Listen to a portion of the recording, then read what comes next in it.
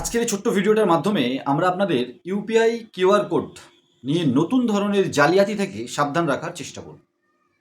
বন্ধুরা, আপনারা যারা দোকানদার তারা ইউপিআই কিউআর কোডের মাধ্যমে পেমেন্ট নিয়ে থাকেন এবং সরকারের ইচ্ছা অনুযায়ী ক্যাশের লেনদেন কম করে আপনিও খানিকটা সুবিধা পাচ্ছেন বলে ম্যাক্সিমাম মানুষের কিন্তু তাই মতামত। কিন্তু ভারতবর্ষের মধ্যপ্রদেশে রিসেন্টলি কিছু ঘটনা ঘটেছে যেখানে সিসিটিভি ক্যামেরার থেকে দেখা যাচ্ছে যে আপনার দোকানে লাগানো কিউআর কোডে সাইবার ক্রাইমাররা এসে বা ফ্রডরা এসে রাত্রে কিউআর লাগিয়ে দিয়ে চলে যাচ্ছে। এবং আপনি যদি এটা জেনে না থাকেন তাহলে আপনি দেখবেন অনেক সময় কাস্টমার এসে জিজ্ঞাসা করে কোথায় পেমেন্ট করবো, মানে কিউআর কোডটা।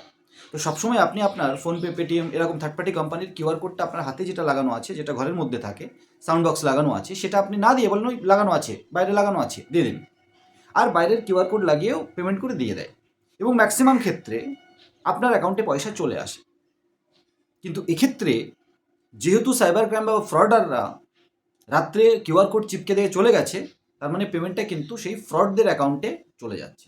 এক্ষেত্রে করণীয় আপনার এই, এবং আমাদের ভিডিও বানানোর উদ্দেশ্যও এই, যে আপনি কিউআর কোডে, প্রথম কথা তো আপনি যদি সিটিজেন হন তাহলে কিউআর কোডে যখন আপনি পেমেন্টটা করবেন তখন অটোমেটিক্যালি ফেচ হয়ে নামটা কিন্তু চলে আসে সমস্ত থার্ড পার্টি ইউপিআই অ্যাপে, ফোনপে, গুগল পে, পেটিএম, ভীম সব কিছুতে। তো নামটা একবার দোকানদারের কাছে জিজ্ঞাসা করে নিন যে এই নামে কিনা। অনেক সময় পার্সোনাল নাম চলে আসে দোকানদারের, আবার অনেক সময় তার বিজনেস কারেন্ট অ্যাকাউন্টের যে কারেন্ট অ্যাকাউন্ট নাম, ব্যাঙ্ক অ্যাকাউন্টের নেম সেটা চলে আসে। তো আপনি জিজ্ঞাসা করে পেমেন্ট করবেন, তাহলে অ্যাজ এ সিটিজেন আপনি সুরক্ষিত যে আপনি জিনিসটা নিয়ে বা সার্ভিসটা নিয়ে বা কিছু খাওয়া দাওয়া করে পেমেন্ট করলেন গেল, এবং দোকানদার সুরক্ষিত, হ্যাঁ আমার কাছে পেমেন্টটা চলে এলো। এই বাইরে দোকানে কিউআর কোডে লাগানো কিউআর কোডে পেমেন্ট থেকে বিরত থাকুন করা থেকে, এবং পেমেন্ট নেওয়া থেকে চেষ্টা করুন আপনার কাছে যে সাউন্ড বক্স দেওয়া গেছে সেই সাউন্ড বক্সেই আপনি পেমেন্ট নিন, কারণ ওটা সুরক্ষিত বা আপনার ঘরের মধ্যে থাকে, দোকানের মধ্যে থাকে। এটা তো গেল কিউআর কোড নিয়ে এক ধরনের ফ্রড নতুন এসেছে আপনার পেমেন্ট সেটার থেকে সাবধান করার জন্য।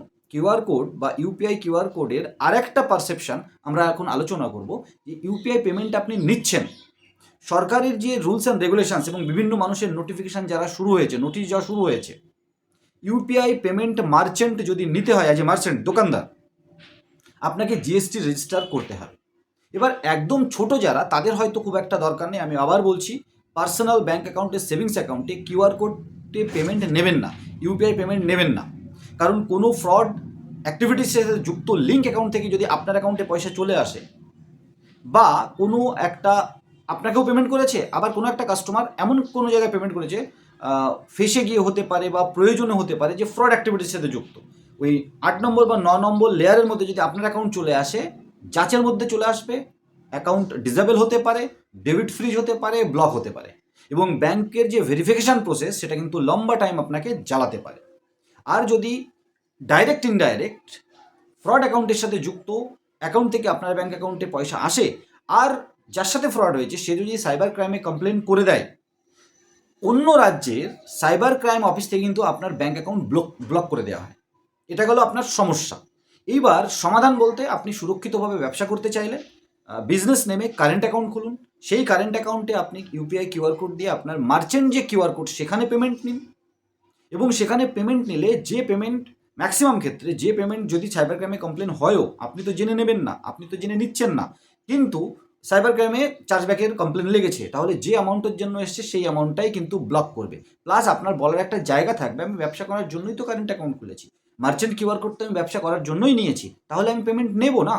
এবার কে কোথা থেকে কীভাবে পেমেন্ট করছে সেটা দেখার দায়িত্ব আমার নয়। আমি জিনিস বিক্রি করছি, আমি জিনিস কিনে এনেছি, বিক্রি করছি, আমি পেমেন্ট নেব। এবং ক্যাশের যেহেতু, দেখুন, ছোটো টাকা প্রায় মার্কেট থেকে উড়ে গেছে, বড় টাকা মানে ক্যাশ কিন্তু মার্কেটে খুব কম, এবং সরকার চাইছে সমস্ত লেনদেন ডিজিটালি হোক, যাতে ট্রেস করতে পারে। ব্ল্যাক মানি তো অ্যাকচুয়ালি কারেন্ট ক্যাশেই থাকে, তো সেটাকে কিন্তু কম করতে চাইছে। আপনি জানেন বন্ধুরা, দোকানদার হিসাবে সার্ভিস হোক বা প্রোডাক্ট হোক, 20 লাখ টাকার উপরে যদি লেনদেন হয় তাহলে কিন্তু আপনাকে জিএসটি রেজিস্টার করতে হবে, এবং জিএসটি ফাইল করে আপনাকে বলতে হবে আপনার আপনার ইনকাম এটা, আপনি জিএসটি যদি চার্জ লাগে বা ইনকাম ট্যাক্স দেওয়ার মতো হয় আপনি দেবেন, না হলে দেবেন। সেই জন্য যদি আপনার 20 লাখ, 20 লাখের উপরের লেনদেন হয় কারেন্ট অ্যাকাউন্টে, আপনি ইউপিআইতে পেমেন্ট নিচ্ছেন প্রোডাক্ট বা সার্ভিস বিক্রি করে, দয়া করে জিএসটি রেজিস্টার করে নেবেন, নোটিশ কিন্তু আসা শুরু হয়েছে।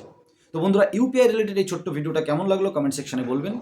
নতুন একটা ভিডিও নিয়ে খুব তাড়াতাড়ি আসবো এই ধরনের বা অন্যান্য ব্যাংকিং ফিনটেক টপিকের। ততক্ষণ সবাই সাথে থাকুন, কারণ I and tech zone YouTube channel সবসময় আপনাদের সাথে আছে।